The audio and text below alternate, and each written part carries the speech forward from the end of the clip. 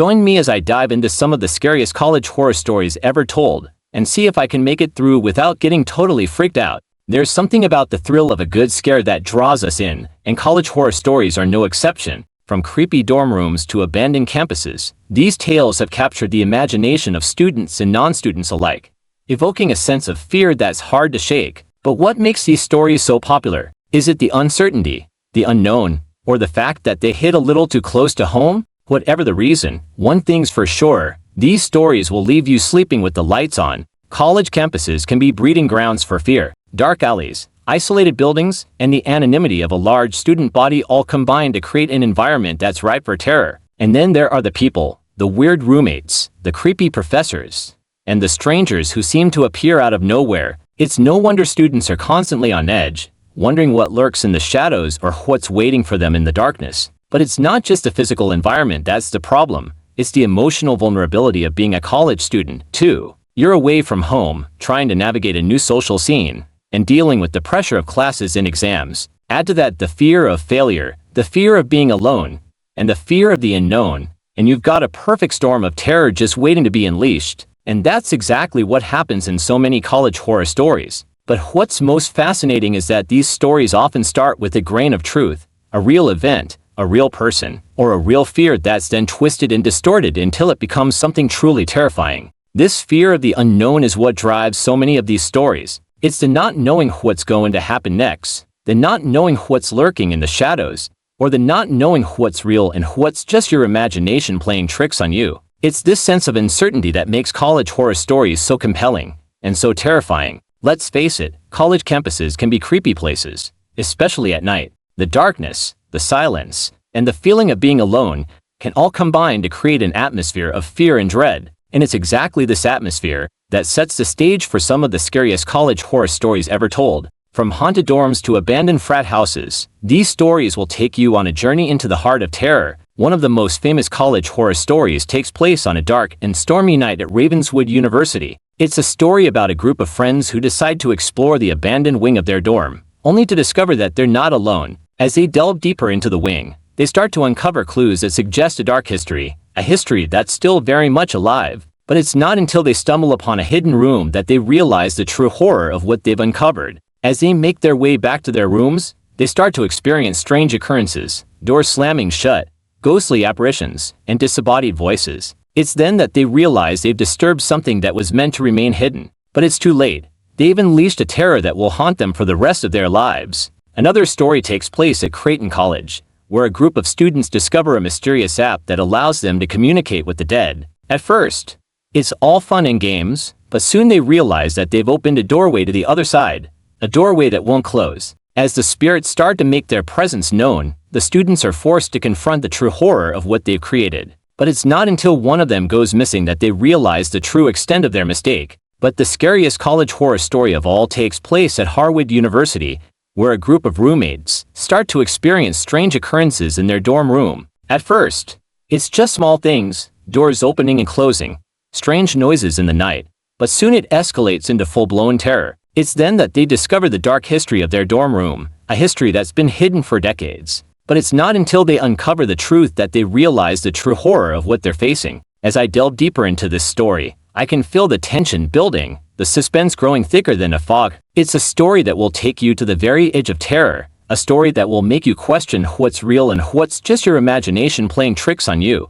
It's the story of a group of roommates who unwittingly unleash a terror that will haunt them for the rest of their lives, a terror that will change them forever. But that's all for today, folks. I hope you enjoyed these scariest college horror stories ever told. If you've got a scary story of your own, be sure to share it in the comments below. And if you're feeling brave, be sure to check out another video related to scary tales. Thanks for watching, and until next time, stay spooky. Part 1, A Room with a Reputation. They say every college has its horror story, but room 733 wasn't just any tale. On our first day at Creighton College, my best friend Lydia and I were assigned room 734, right next to the infamous suicide room on the 7th floor of Riley Hall. We'd been warned in hushed voices by the Raw herself. Suicides plural had happened there. A hanging, a jumper, all within room 733. No one was allowed to stay in it anymore, so it was converted into a storage room, locked from the outside and left undisturbed. On that first night, As we settled in, the whole dormitory seemed to breathe with an eerie silence. A faint whisper of stories about 733 lingered in the air. Lydia, with her usual cool, brushed it off. Every campus has some ghost story. Doesn't mean there's anything real behind it. But that night, something changed. The grinding sound woke me around 3 a.m. A rhythmic squeal from next door, almost like someone was opening and closing a window. Lydia woke up too. Are they messing with us? She whispered. Clearly unnerved. I wanted to believe it was just a draft, just an old building creaking, but the sound was relentless. Slam, grind, silence. When we couldn't take it anymore, I threw open the door and walked over to room 733, pounding on it, half expecting someone to laugh and run off. But all I found was a locked, padlocked door. Lydia laughed it off, but I could see her glance nervously at the window and the hallway before shutting our door tight. As days passed, I noticed things. At night, the window in room 733 was always open. From the outside, you could see it. And on certain nights, it wasn't just the sound of windows opening and closing. There was whispering faint, like someone trying to coax you closer. Tell me if you'd like me to keep going with this, into darker places and chilling encounters that neither Lydia nor I could have ever prepared for. Part 2, Whispers in the Dark. Be the second week. The odd sounds became an almost nightly occurrence. Slam, grind, slam. Lydia started brushing it off like a joke, but I could see the way she was always aware of the closet wall that separated us from 733. One evening, after hours of studying, I threw on my headphones and zoned out at my desk.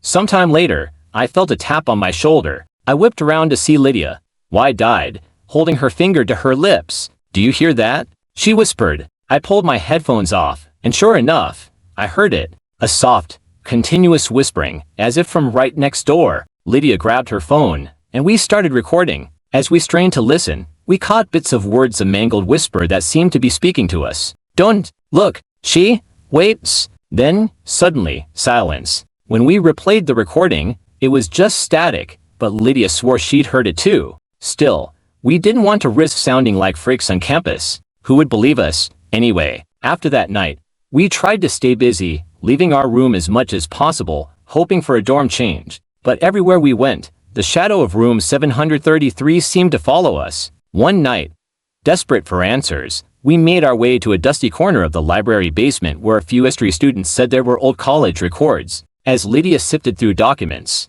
I found a moldy stack of newspapers in the back. There, in a newspaper dated 1975, was a headline that made my stomach drop: Student Suicide in Raleigh Hall. Below it was a chilling subheader: Second Fatality in Room 733. 3 names popped up on record. 2 students had jumped from the 7th floor window within a decade. But it wasn't until the 3rd death, a girl who hung herself inside room 733, that they finally closed it off. The worst part was in the next line of the article. The last girl had left a single note, scrawled hastily in pencil on her dorm wall. I see her in the window. That night, Lydia refused to sleep in our room, insisting we crash at her boyfriend's apartment. I was relieved until we stepped into the chilly hallway, where every door seemed to creak in our wake. Every light flickered slightly. The window of room 733 was still open, and as we passed it, I swore I saw a shape there. Just a shadow, maybe. But it didn't feel like an accident when Lydia gasped, her eyes fixed on that dark window, her voice a terrified whisper.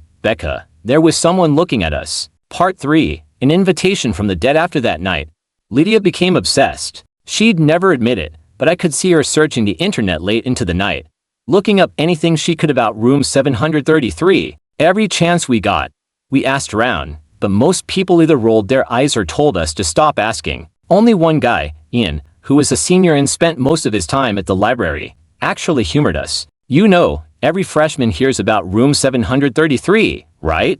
Suicide room, they call it, he said, leaning back in his chair, his face serious in the dim light of the library basement. But most don't know about the roommate. He closed the book he'd been reading and stared at us. That's what the rumors say, anyway. They say the students who stayed there saw her in the window at night, but only if they were alone, like she was waiting for them. The thought made my skin crawl, and Lydia laughed, trying to shake it off. Well, maybe she'll get tired of waiting, because we aren't going back there. But that night, something changed. I was in the room alone, waiting for Lydia to finish an assignment on campus. The wind was howling, rattling the windows, but it was manageable until I heard a click from inside the closet that shared a wall with room 733. I told myself it was the wind, but the sound persisted, as soft, rhythmic scratching against the wall. Heart pounding, I yanked open the closet door, hoping to find a rational explanation, but the closet was empty, filled only with the scent of stale dust and old cardboard boxes. As I shut the closet, I saw it, scrawled on the closet wall, almost invisible in the dim light, were words scratched faintly with what looked like the tip of a fingernail. Knock. Knock. Just reading it made my stomach turn, and before I could think to move, a faint tapping echoed from behind the wall, a steady, unrelenting rhythm, as if someone on the other side was asking to be let out. Panicked, I slammed the closet shut and bolted out of the room. I called Lydia and told her everything, my voice shaking. She was dead silent on the line, and when she finally spoke, her voice was a horrified whisper. Becca, listen, I've been digging through old police files. The last girl, the one who hung herself, her roommate said she kept seeing scratches in their closet too. She thought it was rats. But the night before she died, she said she could hear someone whispering from inside the wall. When we returned to the dorm the next day, I'd almost convinced myself it had been a dream, that we were overreacting, but as I approached our door, my heart froze. The door to room 733 was wide open. I grabbed Lydia's arm, and we both stared at it, swallowing down the icy terror creeping up our throats. A single sheet of paper lay in the middle of the floor inside, as if deliberately placed there. Slowly, I stepped forward and picked it up, unfolding it with shaking hands. It was a handwritten note, barely legible in shaky pencil marks. If you look, she'll come for you. The dorm manager brushed us off when we showed her the note. Pranks? Girls, she said. Halloween's coming up. Probably someone from the frat down the street. But the way she kept her gaze fixed on the ground, avoiding our eyes, made me feel she knew more than she let on. And she was right. Halloween was just a few days away. But as the holiday approached, room 733 began to feel less like a dormant legend and more like a presence, like it was watching us through the walls. And on Halloween night, it was going to do more than watch. Let me know if you're ready for part 4, when room 733 finally reveals its terrible secrets. Part 4, a night of horror. Halloween night was chaos across campus. Lydia's boyfriend Mike had convinced us to go to the annual Halloween frat party, a last-ditch attempt to escape the darkness we felt back in our dorm. The house was packed, everyone dressed up, music thumping through the walls, but despite the distraction, I felt that same suffocating presence, like room 733 had followed me, its shadows trailing just out of sight. At midnight, Lydia pulled me aside, her eyes darting nervously as she whispered,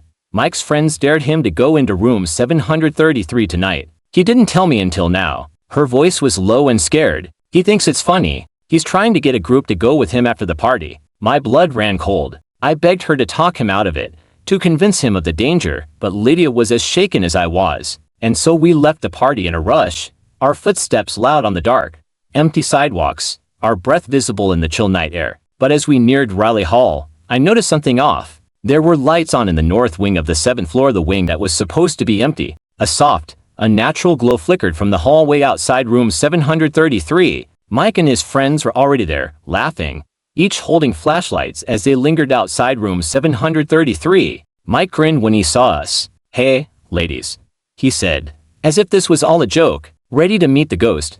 Mike, this isn't funny, Lydia yelled, her voice cracking, but he only shrugged, as if dismissing her fear would make it disappear. Then, one of his friends leaned forward and rapped his knuckles against the door of room 733. The sound echoed through the hallway, and for a long, agonizing moment, there was nothing. I felt Lydia grip my arm tight, her nails digging into my skin, and then, as if in response, there was a slow, drawn-out scraping noise from behind the door. All the laughter and bravado vanished, replaced by dead silence as we stared, paralyzed with dread. Someone stepped back, muttering, "Let's go, man, this is messed up." But Mike, either out of stupidity or bravado, reached for the door handle and turned it. I didn't know what I expected, maybe an empty room or just some dusty chairs stacked in the corner. But what we saw when the door creaked open was anything but empty. Inside room 733, the room seemed to ripple with shadows, the walls appearing to close in, almost breathing. And in the center, under the soft flicker of the hallway light,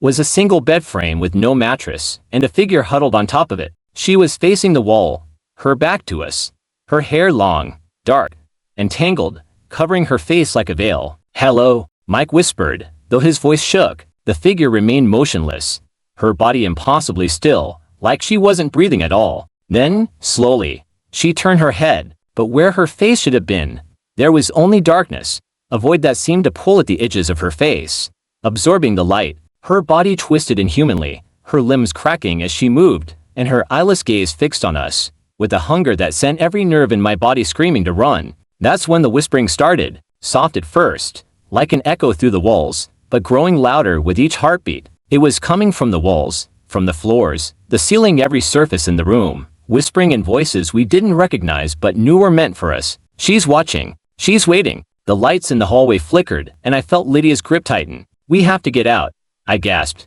my voice barely a whisper. But as we started backing away, the door to room 733 swung shut, locking us in. Then, the figure on the bed rose, her body stretching in naturally, her face a blackened void, her mouth opened, too wide, in a soundless scream, and I felt a pressure in my ears, an overwhelming dread crushing me as if she was drawing the life out of the air itself. Mike stumbled back, his flashlight falling from his hands, rolling across the floor until it landed at her feet, illuminating the bare, bony remains of her ankles. And then, with one horrifying, lunging step, she was in the doorway. The lights went out completely. In the pitch-black darkness, all we could hear was that faint whisper, a sing-song rhythm that seemed to wind through our minds, and I felt hands icy, skeletal grabbing at my wrists, pulling, dragging me forward as if she was trying to consume me, drag me into that dark, cursed room. I screamed, jerking my hand free, clawing my way toward the door. Lydia was right behind me, her breath quick and shallow,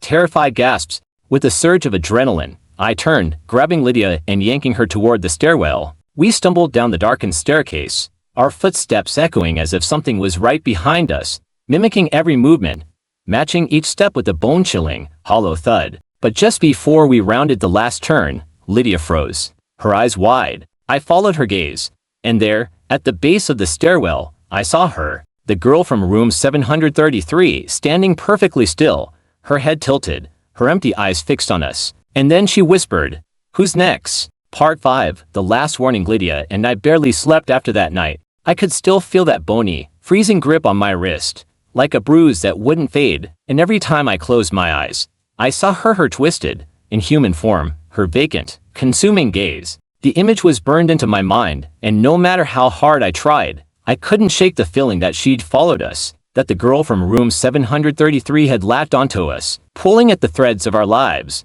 The next morning, Lydia and I sat across from each other in the dining hall, bleary-eyed and silent, our hands trembling as we picked at our food. Mike hadn't answered our texts, and I couldn't shake the thought that maybe we'd left him behind, that maybe he was still up there, trapped. "Becca," Lydia whispered, her voice barely audible over the hum of the dining hall. "She's not done with us." I think she's here. I didn't ask her to explain. I already knew what she meant. The way the air felt heavier, how every corner seemed darker, like shadows clung to us. I had barely managed to sleep at all, and in the few minutes I did, I dreamt of her, of room 733, and the feeling of someone standing at the foot of my bed, watching, waiting. We decided to look for help. Maybe someone knew more about the room than we did, some record or hidden piece of history. So we went back to the library, hoping Ian, the senior who'd given us information, might know something else. But when we asked the librarian, she looked at us with a strange, wary expression. "Ian? Oh, dear,"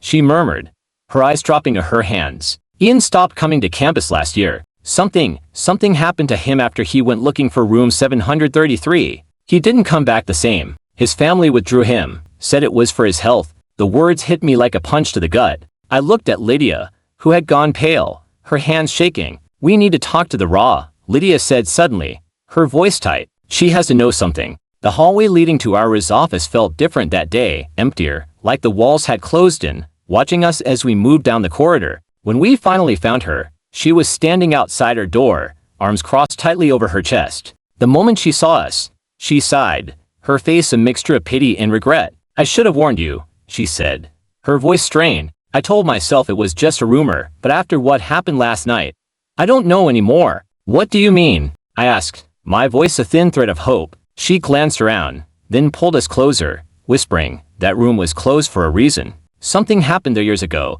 and the university tried to bury it. The girl, no one really knew who she was. She just appeared on the 7th floor, like she belonged there. Even though no one had seen her before, she barely talked to anyone until her roommate found her, hanging in the closet, her eyes wide open, staring. A chill crept up my spine as she continued. They say she was part of some ritual, something that went horribly wrong. She wasn't supposed to be alone in there, and she kept scratching at the walls, screaming for help before they found her. And then, one by one, students started seeing her in the mirror, or at the end of their beds. Her whispers were like a warning. "Don't be alone," she would say. But they all ended up alone, one way or another, and after that, their voice trailed off, her face shadowed with a fear she could barely contain. "Please," she begged, "stay out of the north wing. Stay away from that room." But it was too late. That night, Lydia and I tried to sleep in her boyfriend's room, hoping the noise in the company would drown out the memories.